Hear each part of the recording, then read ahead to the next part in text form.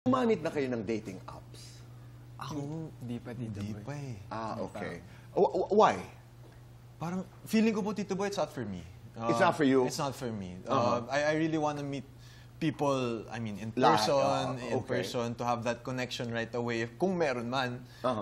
And I feel like just, parang, sobrang hindi para sa akin yung pag-swipe po, Tito Boy. Left and right? Oo, left and right. Ikaw, Vince? Ako, feeling ko, Tito Boy, hindi kasi hinahanap yung pagmamahal, dumadating lang yan.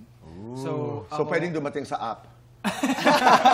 hindi sa ganung bagay, Tito Boy. Feeling ko, para sa akin, more on, alam mo yung, pag may nakilala ako, ganyan, tapos may kilala ko siya ng yung genuine connection, parang hindi mo ine-expect yung pagmamahal yung connection nyo. But you're not averse to the idea. Nakasilip na kayo sa mga dating apps.